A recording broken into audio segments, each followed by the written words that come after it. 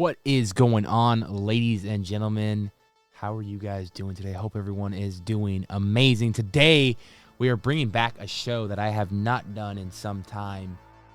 I think it's time for it to return, and that is the return of timelines. And today, we're diving into everyone's favorite killer doll. Yes, I'm talking about the man, the myth, the legend, Charles Lee Ray, a.k.a.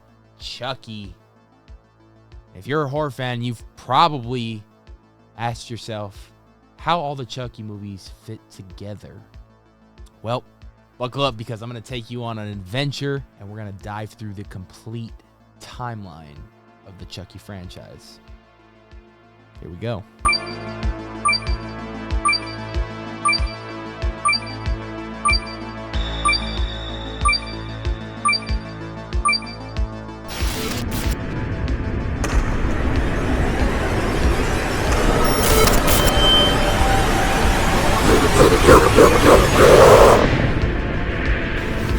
Now, as far as this timeline goes, it is a bit tricky because it dives into the show, which is technically the very beginning moments, key moments of the show, flashbacks from Charles Lee Ray's past that you see in the show that go back before Child's Play and explain the origins of stuff. So to start with, this is the show, certain moments and flashbacks of the show give you that backstory of Charles Lee Ray. But it all started with the first film, Child's Play, released in November of 1988. The film introduces us to Charles Lee Ray, a notorious serial killer who gets fatally shot by the police.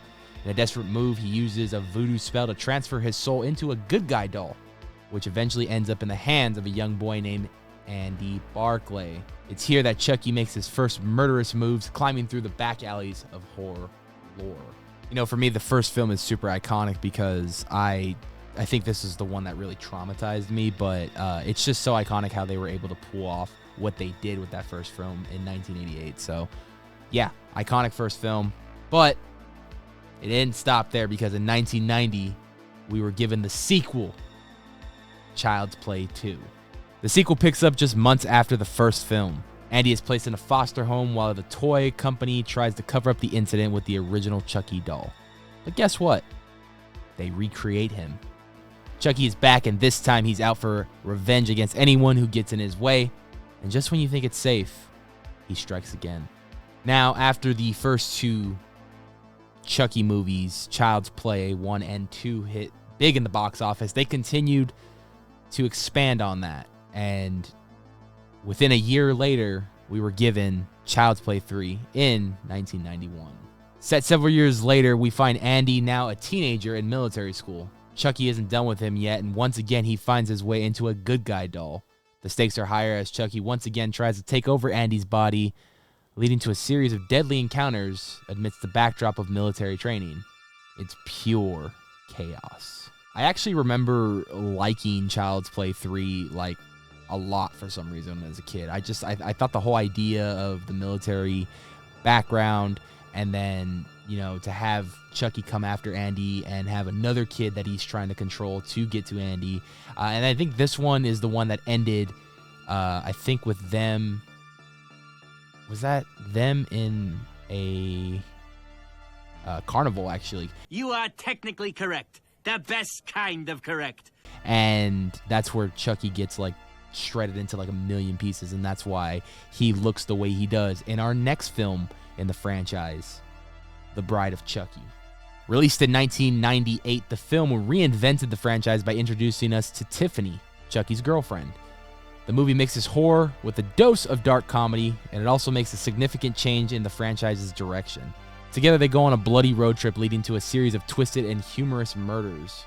A perfect blend of horror and laughs. Now, by this stage in the 90s, that the culture in general just changed, and the horror movie genre had changed. You had things like Scream already come out and whatnot. So now you have something like Bride of Chucky, which went more of a gothic kind of turn of events with introducing us to Tiffany, who was Chucky's girlfriend. I think Bride of Chucky is such a funny and good addition to the Chucky franchise. I think it really re-sparked the interest of Chucky, and these next two movies, or this one and the next movie we're going to be talking about. Before we get to that, though, we have a comic book series called Hack, Slash, and Chucky, which was also canon within this universe that takes place in between Bride of Chucky and Seed of Chucky. So there was that little comic book that kind of filled in those gaps in between of what happened. Which brings me to our next film in the timeline, Seed of Chucky. Now, if you guys noticed, I haven't really went out of order within the film timeline. They're pretty much self-explanatory. They are doing a good job of keeping everything canon and within the timeline.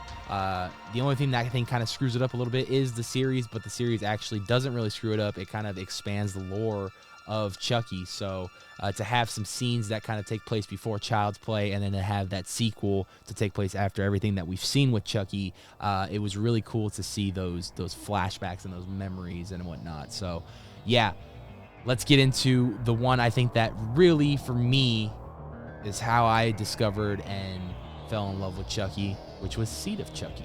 In 2004, Seed of Chucky was released, and that's where we meet Glenn, their child. This film goes even further into dark comedy territory. Chucky and Tiffany's child struggles with their twisted legacy, making for a wild narrative that mixes identity and horror. With celebrity cameos and chaotic scenes, it steps up the bizarre factor. I remember as a kid just kind of seeing Glenn and just being like confused by the character. I think as I've gotten older, it makes a lot more sense now on the social commentary that they were trying to appease to. So watching the movie now in this day and age, and the mindset that I have now, it's very different and a very, I think, important film within the horror genre this day and age.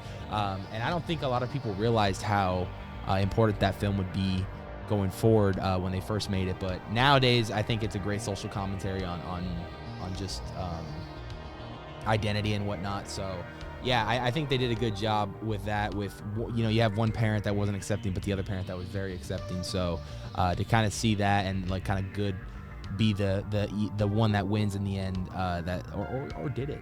I mean, if you watch the ending to Seed of Chucky, you know what I'm talking about. But nonetheless, Seed of Chucky, a classic, a staple in the franchise. But then it gets a little weird because we didn't get Chucky from 2004 all the way to 2013, which was nearly 10 years without Chucky. And within the last decade, they were trying to figure out how can they bring Chucky back after Seed of Chucky, how can they reinvent the character, make it scary again, and they did so with 2013's Curse of Chucky. Curse of Chucky is a return to the form that brings back the horror roots of the original trilogy. The film centers around Nika, who becomes the target of the possessed Chucky. It's filled with suspense and ties back to the origins of Charles Lee Ray, exploring the mysteries that link all the previous films. The atmosphere is chilling, and it's a significant comeback for the franchise. Now, with the success of that one, we then turned to 2017, so we had to wait another 4 years for another Chucky movie, and that Chucky movie was known as Cult of Chucky, which got released in 2017.